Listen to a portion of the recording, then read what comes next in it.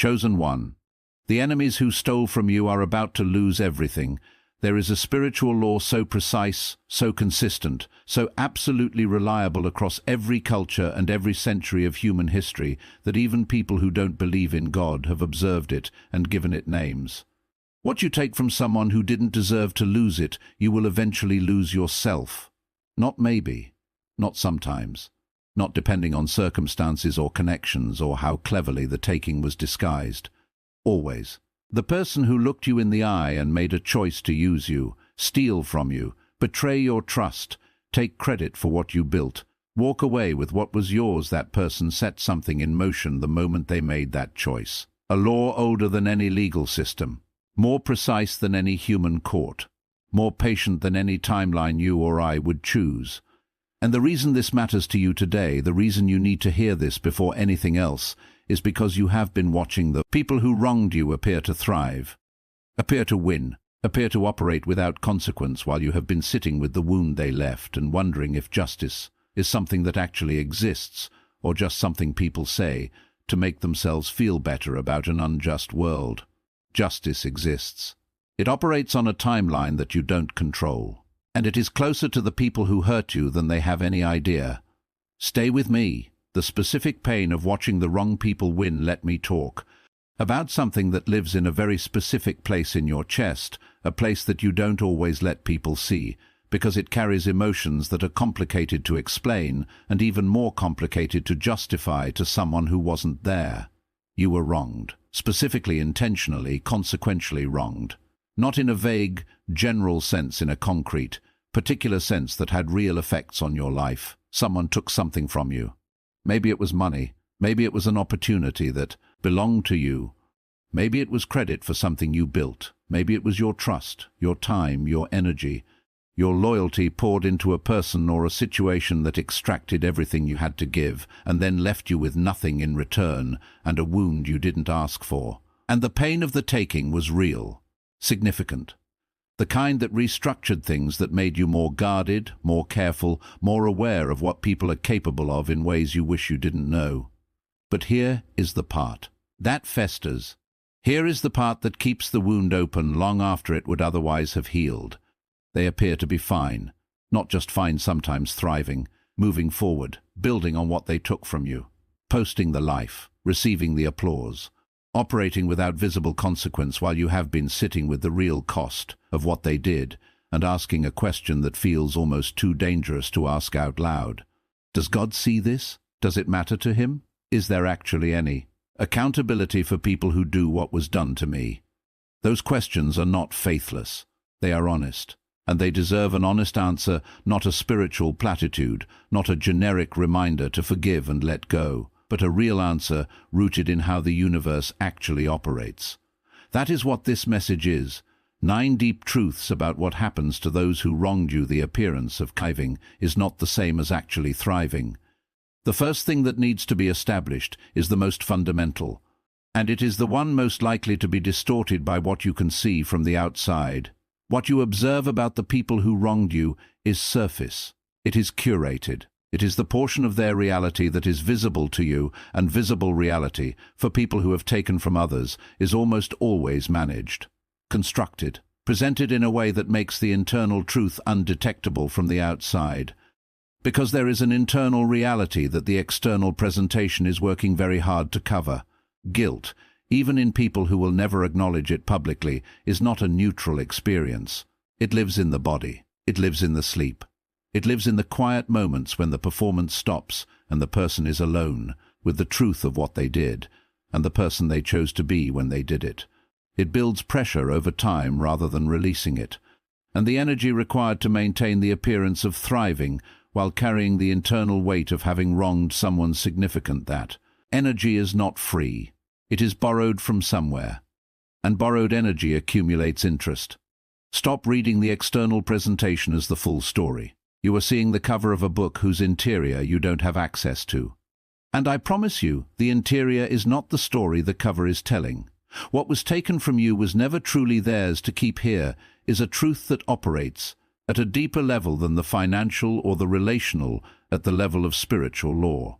When something is taken from, A person by wrongful means through deception, through betrayal, through the deliberate exploitation of someone's trust or vulnerability, what is taken does not transfer cleanly. It carries the mark of its origin. It carries the identity of the person it belonged to. And it cannot be fully integrated into the life of the person who took it without distortion. This is observable in the practical world. The business built on someone else's stolen idea that never quite reaches the level it should have. The relationship built on the foundation of a betrayal that carries instability in its very DNA.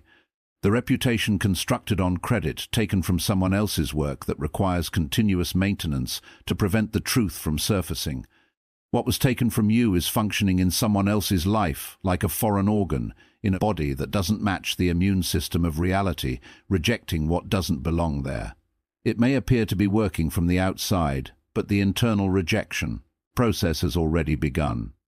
And at some point on a timeline you don't get to choose, but that operates with absolute precision. What doesn't belong where it was placed returns to its point of origin. Or it is simply lost by the person who took it in the same way they acquired it. Through the same carelessness, the same willingness to use people that they applied to you. What was taken from you is not gone permanently. It is in the wrong hands temporarily. The wound they gave you was the beginning of something they didn't intend to start. This is the reframe that changes the entire narrative, and it is the one that has the most power to heal the part of you that the wrongdoing wounded most deeply. The people who hurt you did not derail your story. They accelerated it in the wrong direction initially, but into a depth and a direction that the comfortable path never would have produced. Think honestly about who you were before the wrongdoing, before the betrayal, the theft, the exploitation. You were in some ways more open, more trusting, perhaps beyond what was wise. Less clear about your own value because you hadn't yet had to defend it. Less certain about your discernment because it hadn't yet been tested by someone determined to deceive it. And think about who you are now. The hard-won clarity about who is safe and who isn't. The understanding of your own worth that you developed in the process of recovering from someone who tried to convince you it was lower than it was. The resilience that exists in you now that simply did not exist before the trial. The depth of character that suffering, real, unjust suffering, produces in people who refuse to let it make them bitter. The people who wronged you gave you the training that the comfortable version of your life would never have provided. They did it without meaning to, without your permission, at a cost you didn't agree to pay. But what was produced in you through that process belongs to you, completely, and it is going with you into a future they cannot access. God's justice operates on a timeline that makes human patience look brief. Here is where faith meets the rawest kind of honest frustration, and where I want to speak to you without spiritualizing away the genuine difficulty of what you're feeling. You want justice now, not in a vengeful way, in a legitimate, reasonable, completely understandable way. You want the wrongness of what happened to be acknowledged. You want the imbalance to be corrected. You want the person who took from you to face something proportionate to what they caused. And God's timeline for delivering that justice is not your timeline. It is longer, more patient, more comprehensive in what it considers and what it addresses than any quick resolution you or I could design. But here is what that longer timeline is doing that a faster one would not. It is allowing the person who wronged you to fully reveal who they are through the accumulation of their choices. It is building a comprehensive case rather than addressing a single incident. It is preparing you through the wait, through the growth that happens in the wait, to be in a position of such clear contrast to where they are when the accounting arrives that the reversal is undeniable.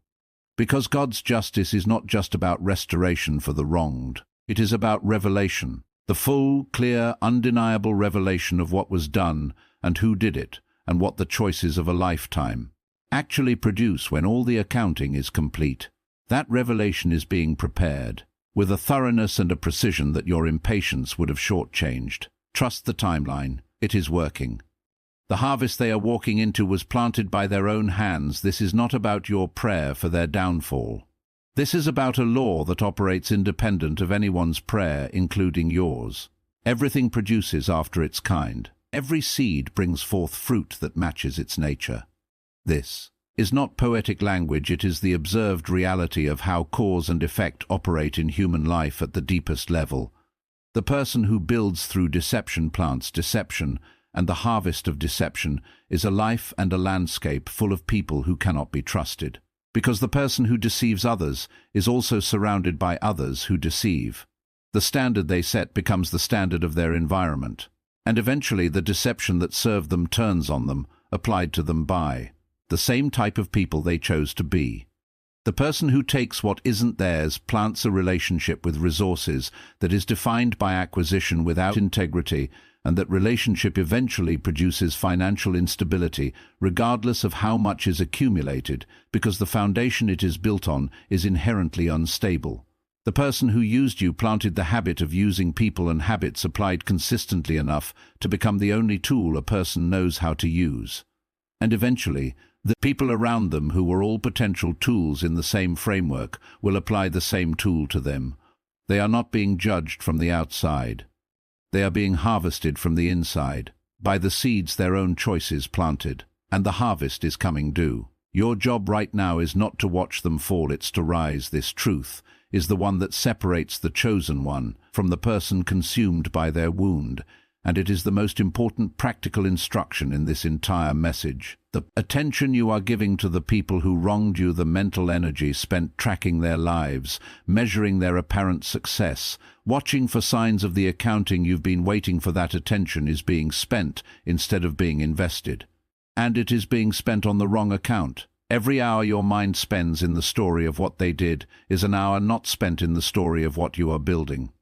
Every emotional unit consumed by monitoring their lives is an emotional unit, unavailable for the vision, the creativity, the relationship building, the purposeful forward motion that your next chapter requires. Here is the hardest truth about justice when it comes from God. You do not get to witness it and build simultaneously. The watching and the building compete for the same resource, your focused attention.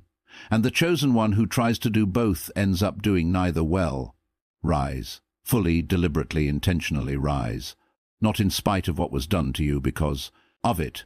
Because the wound gave you depth that ease never would have. Because the betrayal clarified your discernment in ways that a comfortable path never would have demanded.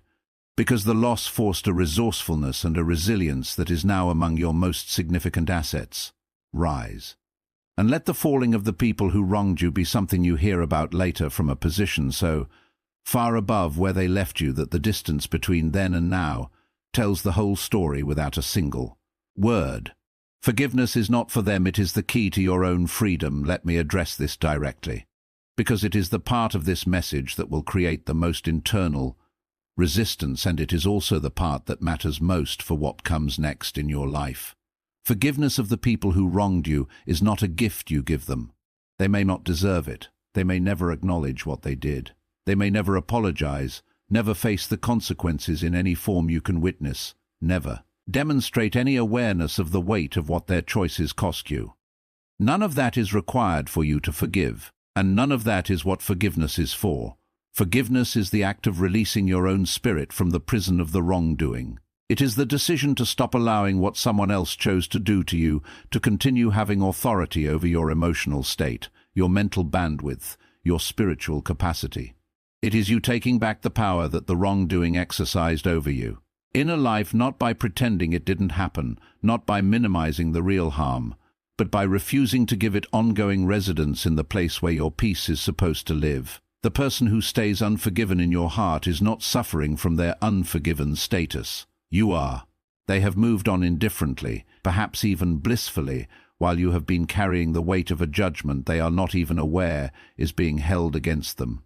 Release them, not for their sake, for the sake of the life you are trying to build, which cannot be built by someone whose hands are full of the weight of unresolved bitterness. Let it go, and feel what your hands are free to hold when it's gone.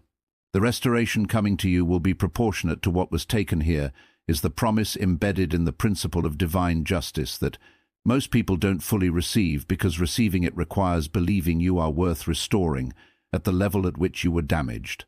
God does not restore partially.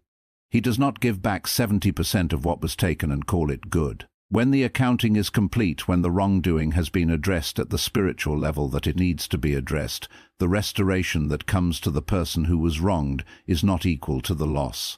It is greater, not as a cosmic consolation prize, as a correction of the full damage, including the time lost, the opportunity cost, the emotional toll, the delayed progress. When God restores, he accounts for the compound interest on the injury. He addresses not just what was taken, but what the taking prevented. Not just the loss itself, but the life that the loss interrupted. And that comprehensive, compounded restoration requires a version of you that has processed the wound, released the bitterness, and positioned yourself with open hands to receive what is coming. Which is why the forgiveness comes before the restoration, not as a moral prerequisite, but because the open hands that forgiveness produces are the same hands that catch what restoration is about to throw. Open your hands.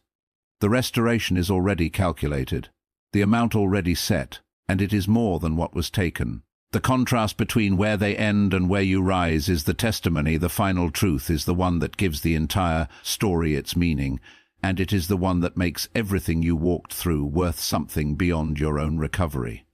The contrast between where the people who wronged you end up and where you, the person they tried to diminish, use, and leave behind, actually land is not just justice. It is a testimony. A living, undeniable, publicly visible testimony about what God does with the people who are wronged by the world but remain right with him. Your rise in the face of what was done, in spite of the wound, through the difficulty of the recovery, is going to be visible. People are going to see the distance between where you started this chapter and where you finish it. And the contrast is going to say something that no sermon could say more effectively. It is going to say, this is what happens when you don't let what was done to you define who you become. This is what happens when you choose faith over bitterness, forward over backward, building over watching. This is what happens when the chosen one rises. And your testimony, told honestly, told with the full weight of what it cost, is going to be the thing that gives someone else permission to believe that their wound is not their ending either. You are not just recovering for yourself. You are recovering for everyone who is going to witness the recovery and draw courage from what they see.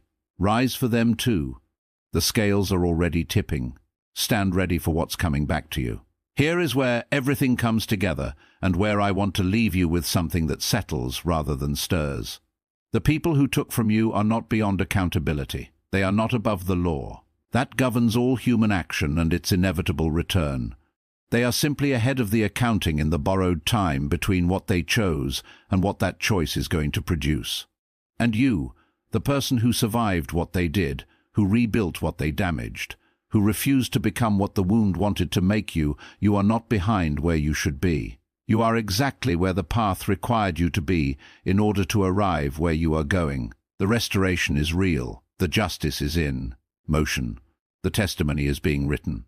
And the version of your life that exists on the other side of this season, the version where the wound has become wisdom and the loss has become a launching point, and the people who counted you out are watching what they underestimated, that version is not a fantasy. It is a destination. One you are moving toward with every day you choose to rise rather than remain in the wound. Rise, forgive, build, receive, and let the contrast between where they left you and where God takes you tell the whole story. Because that story is just getting to the good part. If this message reached the specific place in you that needed to be reached today, if it gave language to something you've been carrying, without words, please subscribe to this channel right now and share this with someone who is in the middle of their own recovery from being wronged. Every week we come here to speak truth into the hard places. Subscribe, turn on notifications, and let's keep going together. God bless you. The scales are tipping. Stand ready.